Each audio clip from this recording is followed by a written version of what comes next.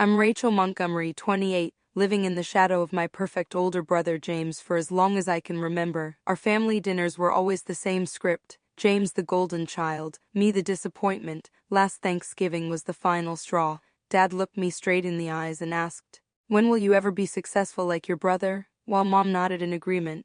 The worst part, James just sat there with that smug smirk I've known since childhood. Something inside me snapped that night. If you're watching this, drop a comment letting me know where you're viewing from, and hit subscribe if you've ever been compared to a sibling. Trust me, you'll want to see how this story ends.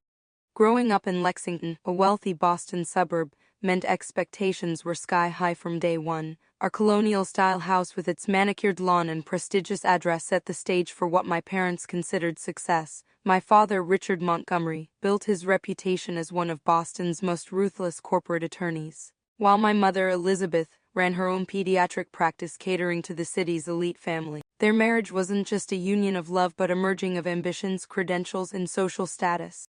Then there was James, 4 years older than me. He seemed genetically engineered for success. His baby book was filled with milestones reached early: walking at 9 months, reading by age 3, skipping second grade entirely. By high school he was class president, valedictorian, and captain of the debate team. James didn't just meet expectations, he demolished them with an effortless grace that made his achievements seem inevitable rather than earned. "Your brother got another perfect score on his SAT practice test," Mom would announce at dinner. "Harvard's already sending him recruitment materials."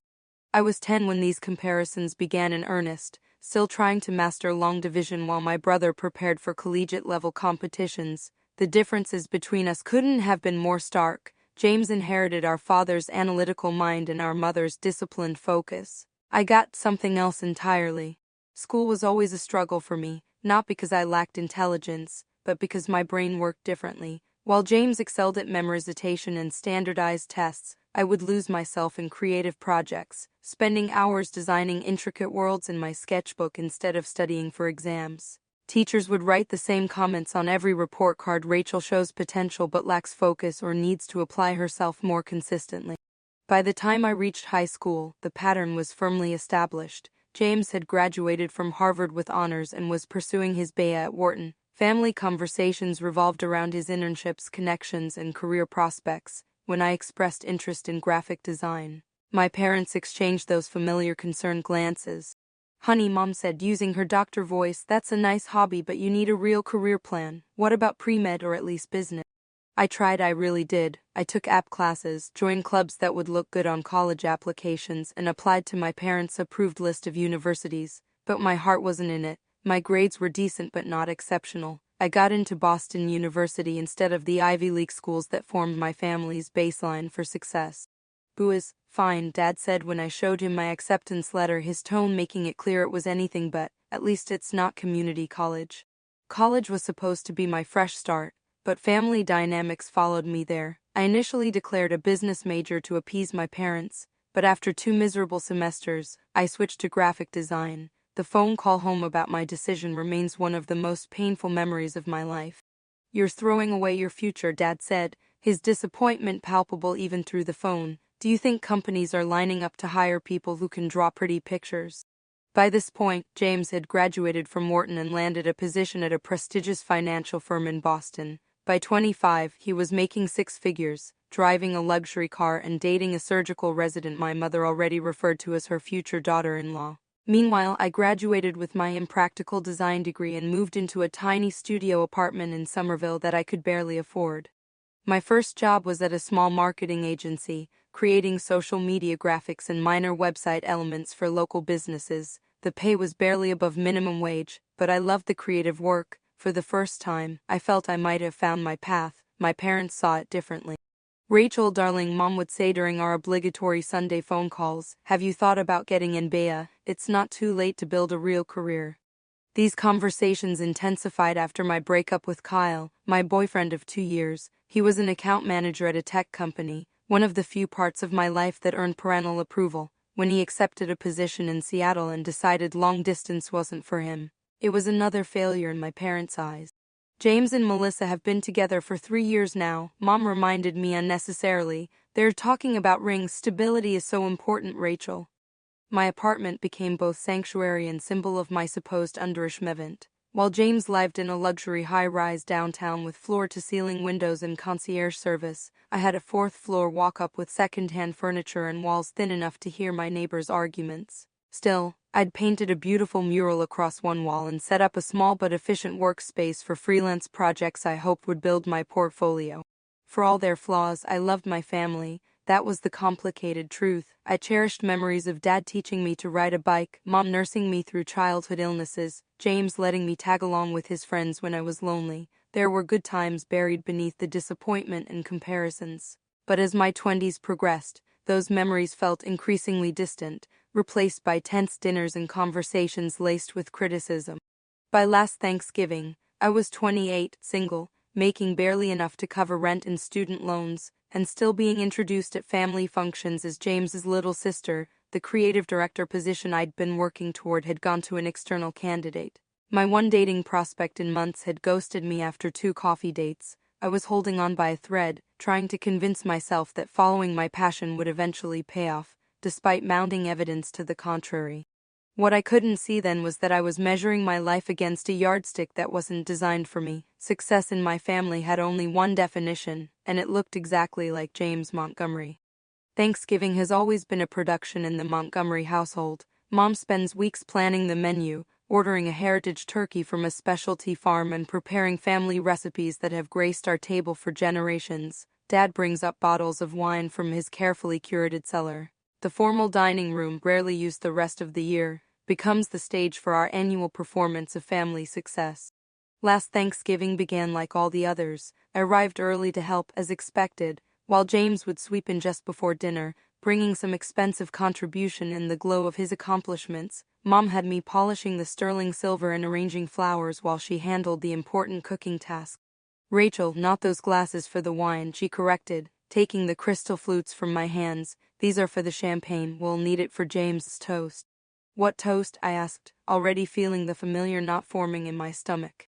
"Oh, I thought I mentioned it. James has some exciting news to share today." Her smile held that special brightness reserved for my brother's achievements. By 4 o'clock, the house was filled with delicious aromas and the muted elegance my mother cultivated. I had changed into the dress I'd splurged on at Nordstrom Rack, hoping the designer label, even at discount, might for once put me on equal footing. I'd even brought a bottle of wine that cost half my weekly grocery budget. The doorbell rang at 4:15 a.m. James entered with Melissa, both looking like they'd stepped out of a holiday catalog in coordinating outfits. He handed Dad a bottle of Bordeaux that I immediately recognized as being from a vintage Dad had been trying to get his hands on. "Sorry we're a few minutes late," James said, accepting Dad's hearty handshake and backslap. Conference call with Tokyo ran long. "Son, when you're closing deals like you do, you can be as late as you need," Dad laughed.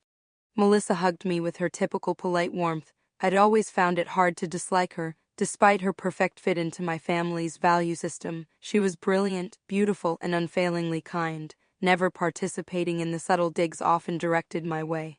"How's the design work going?" she asked as we moved to the living room for appetizers. "You were working on a healthcare app interface last time we talked, right?" I appreciated her remembering. It was going well, but they ended up going with a different direction, I admitted, more corporate, less user-friendly. "They're lost," she said with what seemed like genuine disappointment on my behalf. Conversation flowed around current events, mutual acquaintances, and inevitably James's work. He was vague about the big news but dropped enough hints to keep my parents' attention riveted. I sipped my wine and tried to stay engaged, offering comments that were acknowledged briefly before the discussion returned to its main orbit around my brother. Dinner itself was a triumph of culinary tradition. As we settled around the table, Dad raised his glass for the first toast. "To family, health, and continued success," he said, his eyes lingering on James. I noticed James checking his watch several times during the main course, exchanging meaningful glances with Melissa. Finally, as Mom served pie, he cleared his throat. "So I've been sitting on some news," he announced. "As of Monday, I'm officially the youngest senior vice president in the firm's history." The table erupted in exclamations and congratulations. Dad immediately opened the special champagne he'd been saving. "That's not all," James continued after the initial excitement died down. "The promotion comes with a significant raise and bonus package." He named a figure that made me nearly choke on my pie. The amount was more than I would make in 3 years. We're thinking of using part of the bonus as a down payment on a vacation property in the Berkshires, Melissa added, something with enough room for everyone to visit. That's our boy, Dad beamed, refilling James's champagne glass, always thinking ahead, always climbing higher. Mom wiped away what appeared to be an actual tear. We're so proud of you, James. You've worked so hard for this. The conversation continued in this vein for what felt like hours. James's investment strategies, James's networking prowess, James's fitness regimen that kept him sharp. Through it all, I smiled and nodded, offering the expected congratulations while feeling increasingly invisible. During a brief lull, I decided to share my own small victory. I actually had some good news too, I ventured. One of my freelance designs was featured in a design blog last week. It's a small publication, but it gets a lot of industry attention. Mom offered a distracted "That's nice, dear," while Dad merely nodded. James, however, checked his watch again and then reached into his pocket. Speaking of news, he interrupted, "There's one more thing." He pulled out a small velvet box and opened it to reveal a diamond ring that caught the light from the chandelier. "Asked Melissa to marry me last night, and she said yes." The next few minutes were a blur of excitement that made the previous celebration seem subdued by comparison. Mom cried openly now, hugging Melissa and immediately discussing potential venues. Dad opened another bottle of champagne, this one even more expensive than the last. I offered my congratulations, genuinely happy for them despite everything else. But as the excitement continued, I felt myself fading further into the background of my own family gathering.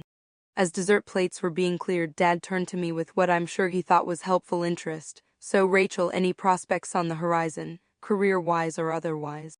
"I'm focusing on building my portfolio right now," I answered. "There's a UX-U design position opening up at a healthcare startup that I'm really interested in."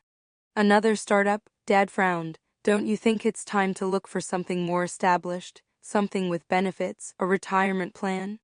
"Richard," Mom interjected, "Rachel needs to follow her passion." She turned to me with her therapist's smile. "But darling, you're almost 30, perhaps it's time to consider a more practical passion. James was already well established by your age." "Different people have different timelines," Melissa offered kindly. "Of course they do," Dad agreed in a tone that suggested the opposite. "But at some point, potential has to convert to results. When will you ever be successful like your brother?" The question hung in the air, blunt and wounding. Mom didn't contradict him, just gave me a look that mixed pity with exasperation.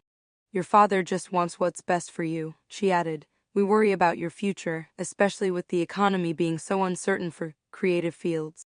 I looked at James, hoping perhaps for some brotherly defense, some acknowledgement that success could take different forms. Instead, I caught it, that smirk, the same one he'd worn when he beat me at Monopoly as kids, when he was accepted to Harvard while I was waitlisted at my safety schools, when he bought his first apartment while I signed another rental lease, a smirk that said he'd won a competition I never agreed to enter. Something inside me broke, or perhaps it finally came together. I placed my napkin beside my half-eaten pie and stood up. "I should head out. Early client call tomorrow," I lied, surprised by the steadiness in my voice. Protests were minimal and distracted. Mom reminded me to take leftovers. Dad mentioned something about sending me James's financial advisor's contact information, and then they returned to wedding discussions before I'd even grabbed my coat. In my car parked at the end of their long driveway, I finally let the tears come, but they weren't tears of defeat. As I watched the warm glow of the dining room through the window, saw the animated conversation continuing perfectly well without me, something crystallized in my mind. I was done measuring my worth on their scale, done competing in a rigged game, done apologizing for not being James. I started my car, took one last look at the house where I'd grown up, and drove away with unexpected clarity. I didn't know exactly what I would do next, but I knew one thing for certain: from this moment on, I would define success for myself. Back in my tiny apartment that night, still in my Thanksgiving dress, I did something I'd never done before. Instead of crawling into bed with ice cream to nurse my wounds, I took out a notebook and began to write, not journal entries about my feelings or sketches for potential designs, but a concrete, actionable plan. First, I researched successful graphic designers who had carved unique paths in the industry. I wasn't looking for the design equivalents of James, people who had shot meteorically to fame and fortune by 25. I wanted to find people who had built meaningful careers on their own terms, who had struggled, pivoted, and eventually found their way to success that felt authentic. I discovered Jessica Walsh, who transformed her personal art projects into a distinctive brand that attracted major clients, Stefan Sagmister, who takes year-long sabbaticals to refresh his creativity, Debbie Millman, who faced numerous rejections before becoming one of the most influential designers in the industry. Their stories weren't linear progressions of uninterrupted success, they were messy, complex journeys with setbacks and unexpected turns. By 3M, fueled by coffee and determination, I had identified a potential niche that aligned with my strengths and interests. UXU design for healthcare applications. My brief experience with the healthcare app had shown me how desperately the medical field needed designers who could make complex information accessible and intuitive. With my parents' medical background, I had unique insight into healthcare workflows that many designers lack. The irony wasn't lost on me, using my family connection to medicine in a way my parents had never anticipated or valued. Over the next week, I created a structured plan. 1. Build a specialized portfolio focusing on healthcare UXU design. 2. Take online courses to strengthen technical skills while continuing at my day job. 3. Network with professionals in healthcare technology. 4. Apply to the MedTech Accelerator program, which supported innovative healthcare startups. 5. Develop a prototype for my own health management app idea. The plan was ambitious, perhaps unrealistically so, but it gave me purpose. For the first time in years, I wasn't drifting in reaction to my family's expectations or comparisons to James. I was charting my own course. I created a new portfolio website that Sunday, staying up until dawn to perfect it. I eliminated generic marketing projects and reorganized my work to highlight user experience solutions. For projects where I lacked healthcare-specific examples, I created speculative redesigns of existing medical interfaces, documenting my process and reasoning. Monday after work, I signed up for 3 online courses: Advanced U Design, Healthcare Informatics Basics, and iOS Development Fundamentals. The total cost was nearly a full paycheck, but I calculated that with extreme budgeting and picking up weekend freelance work, I could make it work financially. My routine became brutally simple. Weekdays, I worked my agency job from 9 to 5, came home for a quick dinner, then studied or worked on portfolio projects from 6 p.m. until midnight or later. Weekends were divided between freelance projects to pay the bills and developing my healthcare app concept. I stopped going out, canceled my streaming subscriptions, and sold clothes I rarely wore to build a small emergency fund. Sleep became a luxury I couldn't afford. My apartment transformed from a living space to a workshop, with wireframes and user flow diagrams taped to every available surface. I reached out to former classmates working in UX design, swallowing my pride to ask for feedback and advice. Some ignored me, but others responded with surprising generosity, offering portfolio reviews and introductions to their networks. 3 weeks into my transformation, I cut off contact with my family. I couldn't bear their questions or well-meaning advice, and I needed to focus entirely on my goals. I texted my mother that I was working on a big project and would be unavailable for Sunday calls for a while. She responded with concerns about my isolation and a reminder that James and Melissa had set a wedding date for the following summer. The first significant test of my resolve came when I applied to the MedTech Accelerator program. My concept was a patient advocacy app that would help people navigate complex medical systems, track appointments and medications, then translate medical jargon into accessible language. I worked on the application for 2 weeks straight, creating detailed mockbus and user research documentation. The rejection email came on a Tuesday morning. While your concept shows promise, we're looking for candidates with more established experience in healthcare technology. I allowed myself exactly 1 hour to feel disappointed. I left work early, claiming a migraine, and walked aimlessly through Boston Commons, tears freezing on my cheeks in the December air. Then I went home, reopened my laptop, and revised my timeline. If experience was what I lacked, I would find ways to get it. I emailed every healthcare organization in Boston, offering discounted design services specifically for medical communications or patient education materials. Most never responded. A few sent form rejections, but one small nonprofit working on healthcare access for underserved communities agreed to let me redesign their resource guides and website on a limited budget. It wasn't the prestigious opportunity I'd hoped for, but it was real healthcare design experience. I threw myself into the project, treating it with the seriousness I would give to a major corporate client. The nonprofit's director was initially skeptical of my elaborate wireframes and user testing plans, but as the design took shape, her enthusiasm grew. "This is remarkable," she said when I presented the final website design. "We've never had materials that looked this professional or worked this intuitively." In January, I participated in a local design competition focused on civic projects. My entry was a concept for a public health emergency communication system that would provide real-time updates and resources during crises like disease outbreaks or natural disasters. I didn't expect to win against established design firms, but I wanted the practice and potential exposure. To my shock, my design won in the emerging talent category. The prize was modest, $500 and a feature in a local design publication, but the validation was priceless. I added the award to my portfolio and LinkedIn profile immediately. Meanwhile, my finances were becoming increasingly dire. The course fees, reduced work hours, and minimal freelance income had depleted my savings. February's rent loomed and I was eating ramen noodles for most meals. I sold my television, then my grandmother's antique silver bracelet, the one possession I'd always treasured. Each sacrifice hurt, but also strengthened my resolve. This wasn't just a career move anymore, it was a declaration of independence. Through it all, I avoided all social media where I might see updates about James's promotion or engagement. I declined an invitation to my cousin's baby shower, knowing my parents would be there. I was building something fragile and new, and I couldn't risk their doubts or comparisons undermining my confidence. By the 3-month mark of my transformation, I had completed 2 of my courses with excellent evaluations, substantially improved my portfolio with healthcare-specific projects, and begun development of a simplified prototype of my patient advocacy app. I had also lost 8 pounds I couldn't afford to lose, developed stress-induced insomnia, and missed several bill payment deadlines. Success was still far from guaranteed, but I had taken control of my narrative. When I looked in the mirror, I no longer saw James's underachieving sister. I saw Rachel Montgomery, healthcare UX designer, working toward a vision that was entirely her own. March arrived with a series of brutal storms that matched my increasingly precarious situation. The initial adrenaline of my transformation plan had worn off, revealing the harsh realities of trying to completely reinvent yourself professionally with limited resources and support.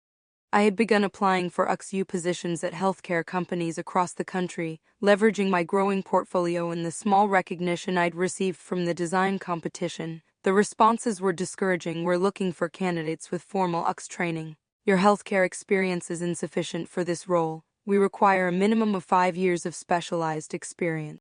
Each rejection email felt like confirmation of my parents' doubts. Maybe I was chasing an unrealistic dream. Maybe I should have chosen a more conventional path like James. These thoughts crept in during my weakest moments, usually around 3 a.m. when I was still working on coursework or freelance projects.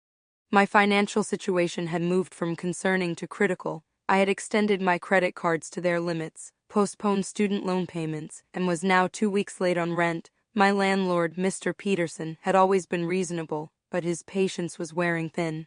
"Rachel, I understand you're going through something," he said when he caught me in the hallway one evening. "But I have bills to pay too. If you can't make rent by the end of the month, we'll need to discuss other arrangements." The euphemism was clear. I was facing potential eviction. That same week, a major freelance client delayed payment for a project I'd completed, citing cash flow issues. My refrigerator contained half a carton of eggs, some questionable milk, and condiment packets I'd been collecting from takeout orders.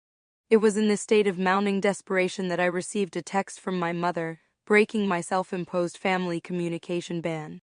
"Family dinner this Saturday. James and Melissa bought their vacation home and want to share pictures. Dad insists you attend, 6 p.m. sharp."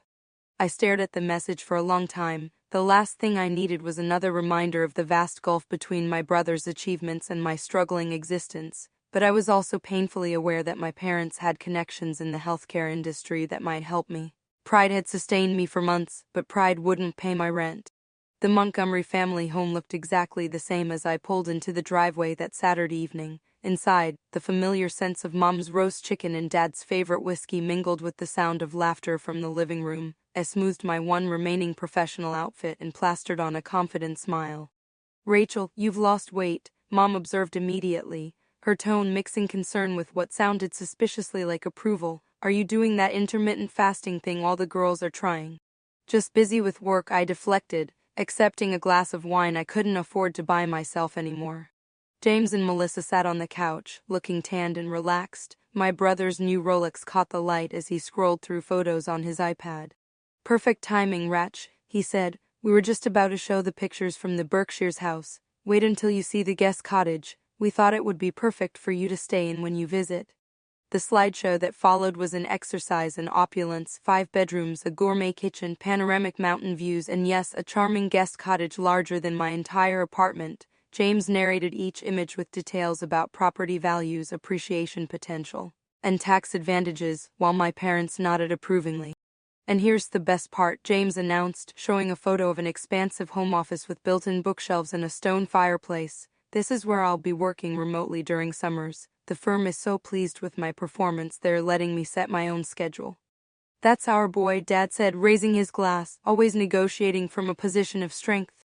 During dinner, the conversation inevitably turned to me. I had prepared a carefully edited version of my recent activities, emphasizing the design award and nonprofit work while minimizing my financial struggles. "Healthcare UGS design, is that actually a viable career?" Dad questioned, forking a piece of perfectly cooked roast. "I've never heard of anyone making real money doing that."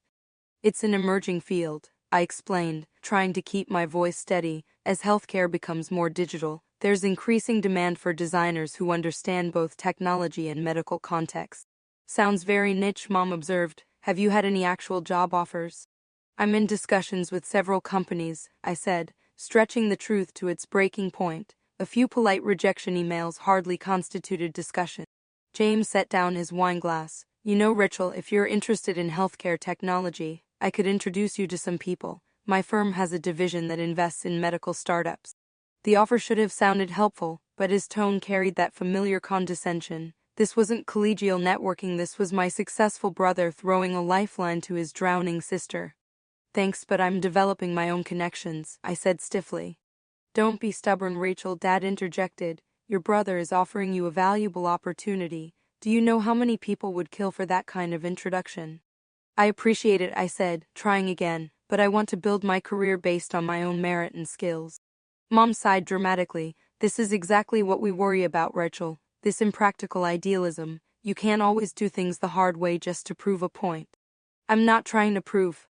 "The design thing is a tough field," James interrupted. "Honestly, Rachel, if you're struggling, I could probably get you in as an administrative assistant at the firm. The benefits are excellent, and you could work your way up." The suggestion that I abandon my professional goals to become essentially my brother's secretary was the final straw, but before I could respond, Melissa unexpectedly spoke up. "I think what Rachel's doing sounds fascinating," she said. "My hospital is actually looking at redesigning our patient portal. It's a nightmare to use right now." For a brief moment I felt a surge of hope. Here was an actual opportunity, a chance to get my foot in the door with a major hospital system. "That's exactly the kind of project I'm interested in," I said eagerly. "I'd be happy to share some ideas about how it could be improved." "Oh, they've already contracted with a major design firm," Melissa clarified. "I just meant it's interesting that it's a real field. I'm sure you'll find something eventually." The conversation moved on to wedding plans, while I pushed food around my plate, appetite gone. By dessert, I was emotionally exhausted and planning my escape, when Dad cleared his throat for an announcement. "Since we're all here, I wanted to share some family news," he said. "Your mother and I have updated our estate planning recently." James sat up straighter, suddenly attentive. "James will be taking over as managing partner of my client portfolio when I retire next year," Dad continued. "It makes sense, given his financial background and connections to my client base." This wasn't surprising. James had been shadowing Dad at his firm since college summers. "As for you, Rachel," Dad turned to me, "we've established a trust that will provide you with a monthly stipend after we're gone. Nothing extravagant, but enough to ensure you have a safety net, given the unpredictability of your chosen field." The words landed like a physical blow. They had created an allowance for me in their will, assuming I would never achieve financial stability on my own. While James inherited a lucrative client network, I would receive a perpetual handout, the financial equivalent of a pat on the head. "Thank you for your concern," I managed to say, "but that won't be necessary. I'm going to be fine." "It's not about necessity, Rachel," Mom said with forced patience. "It's about being realistic about your prospects." The drive back to my apartment was a blur of tears and rage. When I arrived home, I found a formal eviction warning taped to my door. I had 7 days to pay the overdue rent or vacate the premises. Inside, I collapsed on my couch, overwhelmed by the collision of professional rejection, family humiliation, and financial crisis. My laptop, the essential tool of my intended career, chose that moment to die, the screen going black mid-project. I couldn't even afford to repair it. let alone replace it. For the first time since Thanksgiving, I seriously considered giving up. Maybe my parents were right. Maybe I was being stubborn and impractical. Maybe I should call James tomorrow, swallow my pride, and accept that administrative position. At least I would have health insurance and a regular paycheck. I curled up on my couch, not even bothering to change clothes, and stared at the wall of design sketches and wireframes I'd created over the past months. They seemed to mock me now, the ambitious dreams of someone who had confused determination with ability, rebellion with purpose.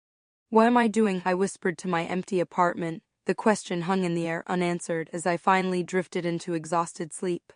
The notification sound woke me just after 7 a.m. I'd fallen asleep with my phone in my hand, and for a moment I couldn't distinguish between dream and reality. My neck ached from the awkward position on the couch, and yesterday's clothes were hopelessly wrinkled. I squinted at the screen, expecting another bill reminder or rejection email.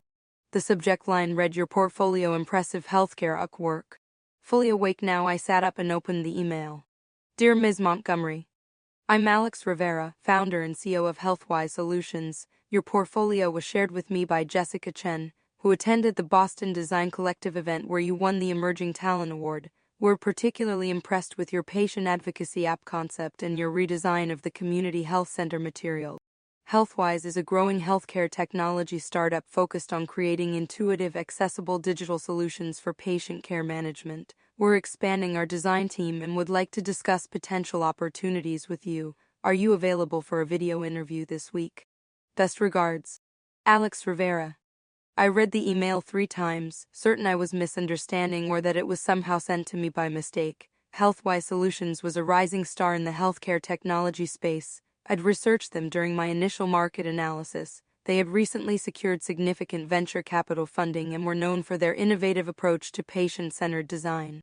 With shaking hands, I researched Alex Rivera to confirm the email was legitimate. His LinkedIn profile showed an impressive background: MIT engineering degree, healthcare consulting experience, and success with previous startups. The company website featured a diverse team of technologists, medical professionals, and designers working from their Chicago headquarters. I responded immediately, suggesting several interview times, then spent the next hour frantically researching the company in greater detail. Their flagship product was a care coordination platform used by hospital systems to manage patient transitions between departments and facilities, exactly the kind of complex workflow challenge I was interested in simplifying through design. The interview was scheduled for Wednesday afternoon. With my laptop dead, I had to borrow money from my one close friend, Zoe, to pay for an emergency repair at the local computer shop. The next 2 days were a blur of preparation, studying Healthwise's products, creating a presentation of my relevant work, and practicing responses to potential interview questions. I barely slept or ate, running on adrenaline and hope. Wednesday arrived with menacing storm clouds and a final eviction notice. I pushed both from my mind as I set up my repaired laptop on the kitchen table, the only spot in my apartment with decent lighting. I changed outfits 3 times before settling on my most professional blouse, applied makeup to hide the dark circles under my eyes, and arranged my background to hide any evidence of my financial distress. The video call connected promptly at 2 p.m. Alex Rivera appeared on screen younger than I expected, with an easy smile and a casual button-down rather than the formal suit I'd anticipated. He was joined by Lynn Park, their head of product, and Samantha Okafor, their clinical director. Thanks for making time to speak with us, Rachel, Alex began. We were really impressed by your portfolio, particularly your understanding of how design can simplify complex healthcare processes. The interview proceeded better than I could have hoped. Rather than the standard questions about strengths and weaknesses, they asked substantive questions about my design process, my approach to user research, and my thoughts on specific UX challenges in healthcare applications. Your redesign of the medication management interface solves several problems we've been grappling with, Lynn commented, referencing a speculative project I'd created for my portfolio, particularly the way you integrated the dosage schedule with potential interaction warning.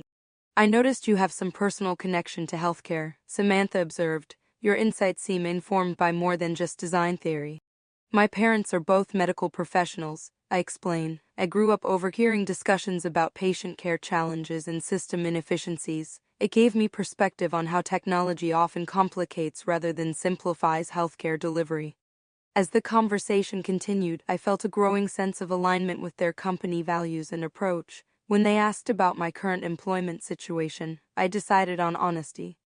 I've been working at a general marketing agency while developing my healthcare UX specialization through independent projects and coursework, I said. I'm ready to commit fully to healthcare design and looking for an opportunity to make meaningful impact in this space. Alex nodded. That's refreshing to hear. Many candidates come to us with impressive technical skills but lack the passion for the healthcare mission. He paused. Rachel, we believe your perspective and skills would be valuable to our team. We'd like to offer you a position as a UX designer focusing on our new patient advocacy platform. The words didn't register immediately. I'm sorry, did you say you're offering me a position? Yes, Alex smiled. We have a somewhat unconventional hiring process. When we see talent that aligns with our needs, we prefer to move quickly.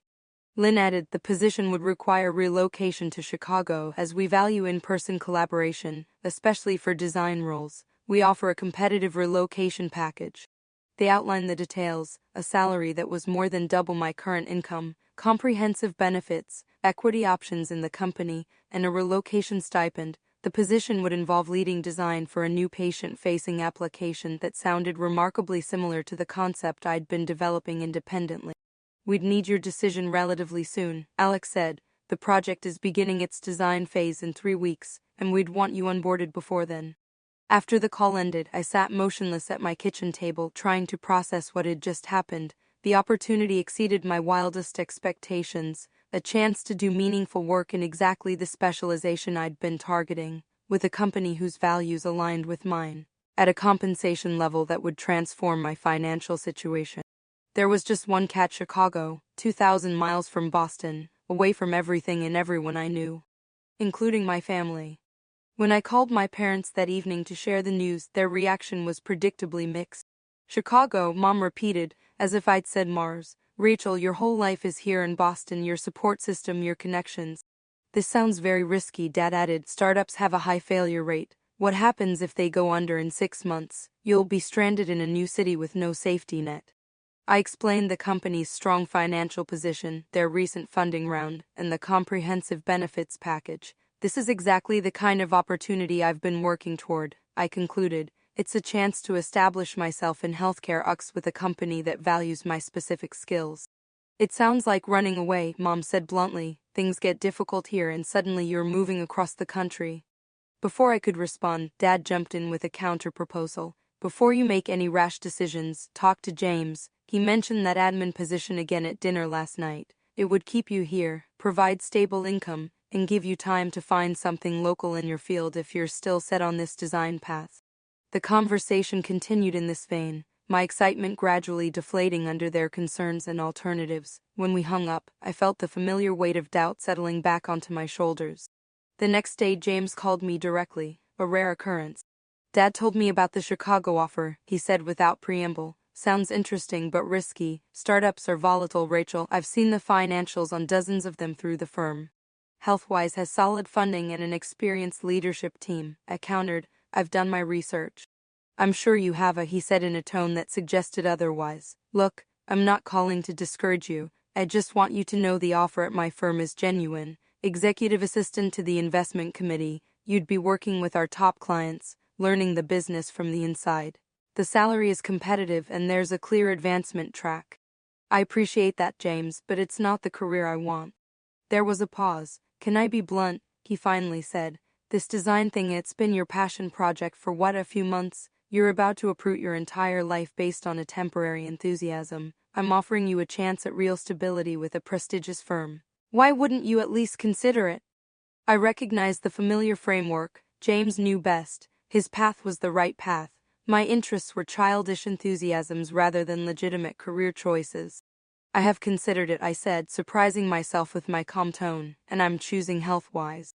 Rachel, he sighed, startups fail. When this one does, don't expect me to find you another position at the firm. This is a one-time offer. After hanging up, I sat at my window watching the rain that had been falling steadily all day. Chicago, a fresh start, a role that valued my specific talents and perspective, a chance to prove to myself more than anyone that I could succeed on my own terms. But also uncertainty, no family nearby, no friends or familiar places, starting over completely alone in a city I'd never even visited. That evening I received another email from Alex Rivera. Rachel, I sensed some hesitation during our conversation about relocation. I understand moving to a new city is a major decision. If you're available tomorrow, I'd like to introduce you to our team via video call so you can get a better sense of the company culture and the people you'd be working with.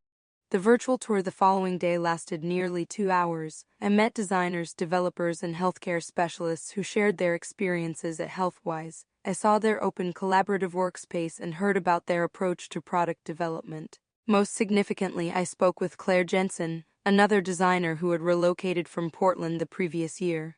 It was terrifying, she admitted when I asked about her transition. I had never lived outside Oregon before, but the team here made the difference. They helped me find an apartment, showed me around the city, and made sure I felt connected from day one.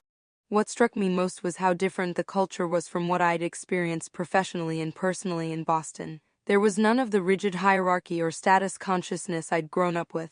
Team members spoke candidly about challenges and failures as well as successes. When Alex talked about his vision for the company, he emphasized impact on patient outcomes rather than market domination or profit margins.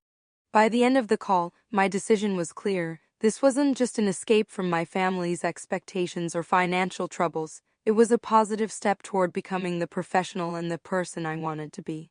I accepted the offer the next morning. 2 weeks later, with my few remaining possessions packed into my car and a small U-Haul trailer, I left Boston behind. The family home, the familiar skyline, the weight of comparison and expectation all receding in my rearview mirror as I drove west toward Chicago and a future that, for the first time, felt truly my own. Chicago greeted me with unseasonably warm spring sunshine, as if the city itself was welcoming me to my new beginning. The relocation package from HealthWise included temporary housing in a furnished apartment near the office while I searched for a permanent place. After months of financial stress, the security of a real salary and professional support felt almost unreal. My first day at HealthWise was both exhilarating and overwhelming. The office occupied the top floor of a renovated industrial building in the West Loop, with exposed brick walls, abundant natural light, and collaborative spaces filled with whiteboards covered in diagrams and user flows. Alex gave me a personal tour, introducing me to the team members I'd met virtually and many others. "We've been waiting for someone with your specific perspective," he said as he showed me to my workstation, a proper desk with dual monitors and a view of the Chicago skyline. The patient advocacy platform needs someone who understands both the technical requirements and the human experience of navigating healthcare systems. By lunchtime, my head was spinning with new names, project details, and company terminology. Claire, the designer who had relocated from Portland, invited me to join her and some colleagues at a nearby cafe. "First day information overload," she said sympathetically as we walked. "I remember it well. Don't worry, it gets less overwhelming by day 3. The casual lunch conversation helped ground me. These people weren't just colleagues, they were potential friends. They asked about my journey to Chicago, offered neighborhood recommendations, and shared their own stories of joining the company. Not once did anyone ask about my family background or academic pedigree, the standard Boston introduction questions. They were interested in my ideas, my design approach, my perspective. The first month was intensely challenging. I was assigned to lead the UX design for the patient advocacy platform's medication management module, a critical component that would help users track prescriptions, understand potential interactions, and communicate effectively with healthcare providers. The responsibility was far greater than anything I'd been trusted with at my previous job. There were moments of doubt and frustration, late nights when I questioned whether I was qualified for this role, days when feedback sessions revealed flaws in my design approach that required significant revisions, technical limitations that forced compromises on features I considered essential. But unlike my experience in Boston, these challenges didn't feel like personal failures or confirmation of my inadequacy. They were simply part of the professional process, opportunities to learn and improve rather than evidence that I didn't belong. "This iteration is much stronger," Lynn said during my third design review. "You incorporated the clinical workflow considerations while keeping the patient experience intuitive. That's a difficult balance to achieve." I began to find my rhythm and confidence. My understanding of healthcare terminology from growing up with medical parents proved unexpectedly valuable. I could translate between the clinical team's requirements and the development team's technical constraints, finding design solutions that served both while prioritizing the end user's needs. 4 months after my arrival, we conducted our first user testing session with actual patients. Watching people navigate my interface design, seeing them successfully complete tasks that had previously been confusing or frustrating, was profoundly satisfying. There were issues to address, of course there always are, but the core experience worked. "You have a genuine talent for this, Samantha," the clinical director told me afterward. "Some designers create beautiful interfaces that don't actually solve the user's problems. Your work is both elegant and functional." Around the same time, I found a small but charming condo to purchase, my first home ownership, made possible by my new salary in Chicago's more reasonable real estate market compared to Boston. The process of furnishing and decorating the space became a metaphor for rebuilding my life, selecting each element intentionally rather than accepting hand-me-downs or making do with whatever was available. I established new routines and discovered favorite places: a coffee shop where I spent weekend mornings sketching, a lakefront trail for evening runs, a neighborhood bookstore with an excellent design section. I joined a local UX design meetup group and began building a professional network based on shared interests rather than family connection. Contact with my family during this period was minimal. Occasional text messages with my mother, who had shifted from disapproval to resignation about my move, a perfunctory birthday email from my father. James didn't contact me at all after I declined his job offer. 6 months into my role at HealthWise, our patient advocacy platform reached a significant milestone: completion of the core feature set and transition to beta testing with partner healthcare systems. The company scheduled a presentation for investors and industry partners to showcase the platform's capabilities and gather feedback before the public launch. Alex surprised me the week before the event. "We'd like you to lead the design portion of the presentation," he said during our weekly one-on-one meeting. "You've been the driving force behind the user experience. You should be the one to present it." The request would have terrified me a year earlier. Public speaking to a room of executives and investors, explaining complex design decisions and defending my approach, the old Rachel would have found an excuse to decline or suggested someone more senior take the role. Instead, I prepared meticulously. I created a compelling presentation that illustrated not just what we had designed but why each decision served both business goals and user needs. I practiced with Claire and other team members, refined my delivery, and anticipated potential questions. The day of the presentation arrived. Wearing a new blazer that reflected my evolving professional identity, I stood before a room of industry leaders and walked them through our design process, research findings, and interface solutions. I demonstrated how our platform simplified complex healthcare workflows while empowering patients to actively participate in their care. The key insight driving our design approach, I explained, showing a particularly challenging user flow we had simplified, is that patients don't think in terms of healthcare systems and departmental divisions. They think in terms of their needs and goals. Our interface bridges that gap, translating institutional processes into human-centered experiences. The response was overwhelmingly positive. Investors asked engaged questions about scalability and implementation timelines. Healthcare partners requested additional features for their specific contexts. A representative from a major hospital system approached me afterward to discuss potential customizations for their patient population. That evening, the company hosted a celebration at a rooftop restaurant overlooking the city. Alex raised a toast to the team's achievement, specifically acknowledging my contribution. "Rachel joined us just 6 months ago, but she's already transformed our approach to user experience," he said. "Her design work on the patient advocacy platform has set a new standard for how we think about healthcare interfaces." Standing there, surrounded by colleagues who had become friends, looking out at the city that had become home, I felt a profound sense of alignment. This was what success felt like, not the external validation or status symbols I'd been raised to pursue, but the internal satisfaction of doing meaningful work that leveraged my unique strength. The following week brought another unexpected development. A prominent healthcare technology publication requested an interview about our platform's innovative design approach. Alex suggested I handle it alongside Samantha, giving me an opportunity to establish myself as a thought leader in the field. The article, when published, described me as a rising star in healthcare UX design and included my perspective on the future of patient-centered digital tools. Several industry blogs picked up the story, and I received LinkedIn connection requests from UX professionals I had long admired. Around the same time, Alex called me into his office for an unscheduled meeting. I worried briefly that perhaps I had overstepped in the interview or made some mistake I wasn't aware of.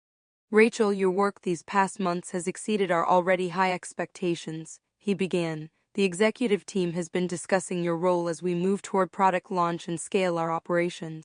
He slid a document across the desk, a formal offer letter for a new position, Director of User Experience, with a significant salary increase, expanded team responsibilities, and an additional equity grant in the company. We're creating this position specifically for you, Alex explained. We need someone to establish and lead our UX practice as we grow, ensuring that the patient-centered approach you've championed remains central to our development process. It was a validation I had never expected to receive so quickly in my career, recognition not just of my technical skills but of my vision and leadership potential. The title and compensation were significant, of course, but what moved me most was the trust this role represented. That evening I walked along the Chicago riverfront watching the lights of the city reflect on the water. I thought about the terrified, broke, doubting woman who had driven away from Boston a year earlier, car packed with the remains of a life that felt like failure. If I could somehow show that version of myself where I was now professionally, personally, emotionally, would she even believe it? For the first time since I could remember, I wasn't measuring my achievements against James's timeline or my parents' expectations. I was setting my own standards, pursuing my own definition of success, and in doing so, I had accomplished more than I ever had when trying to follow someone else's path. I called my mother that night not to share my promotion news, but simply to check in. Our conversation was more comfortable than it had been in months, focused on her garden plans and a new restaurant she had tried. I realized that the distance, both geographical and emotional, had actually created space for a healthier relationship. When I wasn't desperately seeking approval or defending my choices, we could simply talk as adults. A week later, I received an unexpected email from Melissa, my brother's fiancée. Rachel, I hope you're doing well in Chicago. I saw the article about your work at HealthWise. It sounds fascinating and important. James probably wouldn't want me reaching out, but I thought you should know that his firm is under second investigation for some questionable investment practices. Nothing public yet, but it's creating significant stress. The wedding has been postponed. I've always admired your courage in charting your own path, wishing you continued success. The news about James's firm didn't bring the satisfaction I might have expected months earlier. Instead, I felt a complicated mix of concern for my brother and gratitude for my own separate path. I had escaped not just family expectations but potentially professional entanglement in whatever issues his company was facing. As fall arrived in Chicago, bringing vibrant colors to the city parks, HealthWise officially launched our patient advocacy platform to public users. Watching the user numbers grow daily, reading positive feedback from patients who found the system intuitive and helpful, reinforced that I had found my purpose. This wasn't just a career, it was a calling that combined my creative abilities with genuine impact on people's lives. 1 year after leaving Boston, I stood on stage at the Healthcare UX conference, delivering a keynote presentation on designing digital tools for patient empowerment. Looking out at the audience of designers, developers, and healthcare professionals, I shared not just technical insights but the personal journey that had informed my approach. The most powerful design solutions, I concluded, often come from our own experiences of frustration and disconnection. When we design from a place of empathy and authentic understanding, we create tools that don't just function efficiently but respect the humanity of their users. The standing ovation that followed was a moment of professional affirmation I will never forget.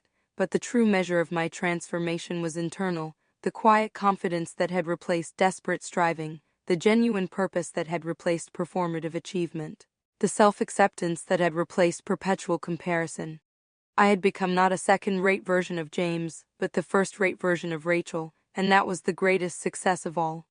The invitation to my family's Christmas gathering arrived in early December, a formal card in my mother's elegant handwriting. It had been nearly 18 months since I'd left Boston, 18 months of building a new life and professional identity in Chicago. Part of me wanted to decline, to protect the confidence and independence I'd cultivated, but another part recognized that true growth meant facing my past, not just escaping it. I booked a flight to Boston for December 23rd, giving myself just enough time to prepare mentally for the family reunion. The Chicago apartment I now called home had become my sanctuary, tastefully decorated with artwork from local artists, bookshelves filled with design references and novels. A dedicated home office where I sometimes worked on weekend projects. It reflected who I had become, a successful professional with established tastes and confidence in my choices. Landing in Boston felt surreal. The familiar skyline, the particular quality of winter light, the accents of passing travelers all triggered memories both comforting and uncomfortable. I rented a car rather than asking family for a pickup, wanting to maintain my independence and ability to leave if necessary.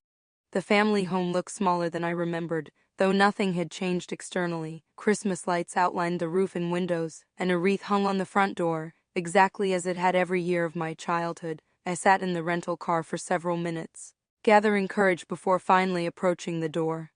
Mom answered, her expression cycling through surprise, assessment, and a cautious warmth. "Rachel, you look different."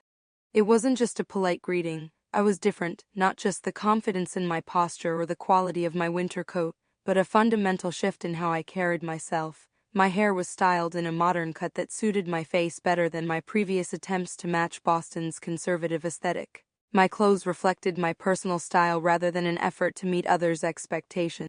"It's good to see you, Mom," I said, meaning it despite my apprehension. "Merry Christmas." The house smelled of pine and cinnamon, decorated with the same ornaments and traditions that had marked every holiday of my life. Dad emerged from his study, greeting me with an awkward hug and obvious assessment. "Chicago agrees with you," he said, a statement that could be interpreted as either approval or mild criticism.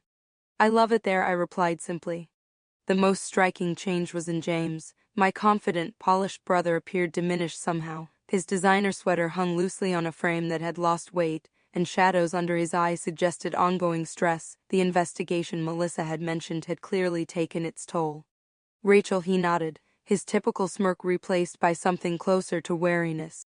Melissa, beside him, offered a genuine smile and warm hug. "It's really good to see you," she whispered. "Thanks for coming." Dinner that evening was a carefully choreographed dance of superficial conversation and strategic topic avoidance. Mom discussed her garden club victories and Dad's recent golf tournament success. Melissa talked about her hospital work. James mentioned vague transitions at his firm without specifying the SEC investigation I knew was ongoing. I shared sanitized highlights of Chicago life, carefully edited to minimize potential criticism. The dynamic shift became apparent during dessert. Mom mentioned a neighbor's daughter who had recently been promoted at Massachusetts General Hospital. "Speaking of career developments," Dad said, turning to me with unexpected interest, "your mother and I read that article about your healthcare platform. Quite impressive, Rachel."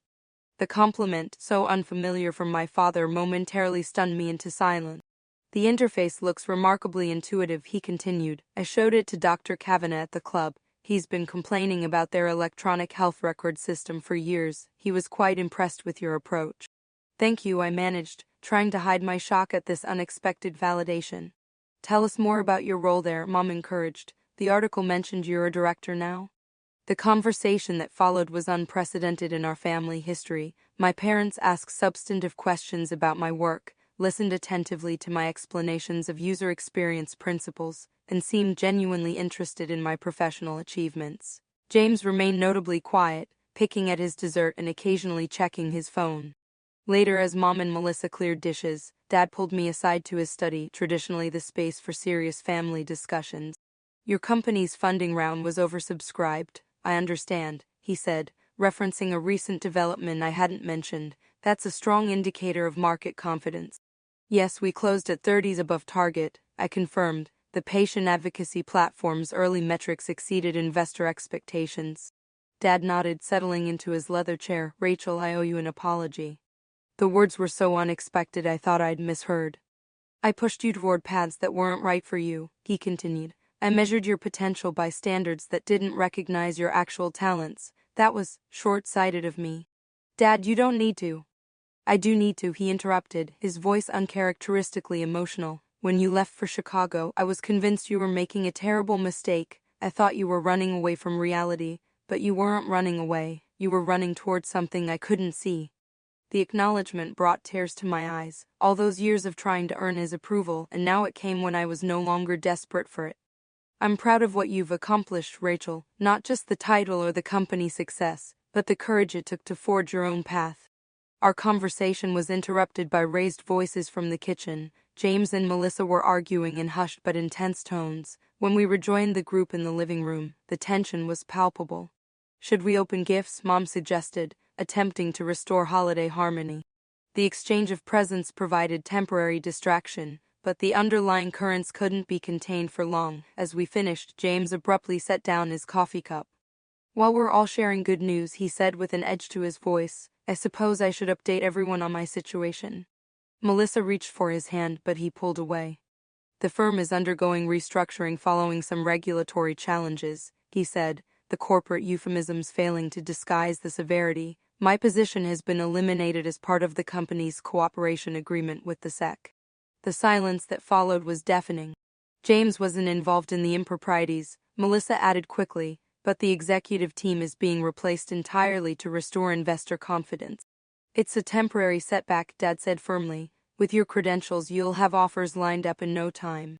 James laughed bitterly. "My credentials are worthless when attached to a firm under federal investigation, Dad. I've had 7 interviews canceled this month once they realized my connection. The wedding venue deposit is gone, the Berkshire's house is on the market, and my professional reputation is toxic."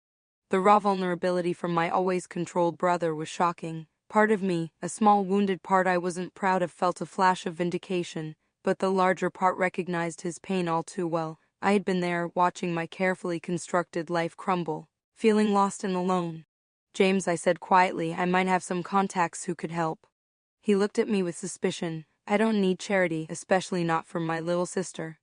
"It's not charity," I countered. "It's networking. The healthcare technology sector is booming and doesn't have the same insular culture as finance. Your analytical skills would transfer well to health tech investment analysis."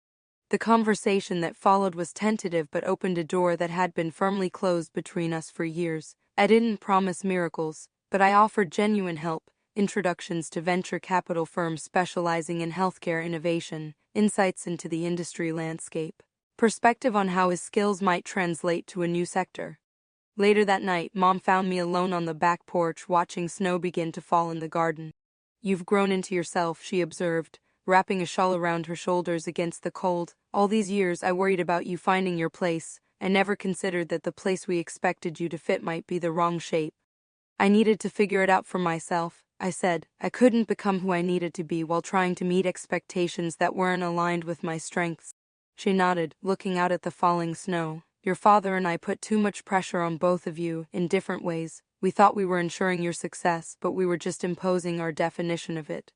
The conversation with my mother wasn't a magical resolution of all our differences. There were still moments of disconnect, instances where her priorities and perspectives diverged sharply from mine, but there was also a new willingness to see me as I was, not as she had hoped I would be. The remainder of the holiday visit brought additional moments of reckoning and reconnection. James and I had a private conversation where, for the first time in our adult lives, we spoke honestly about the competitive dynamic that had shaped our relationship.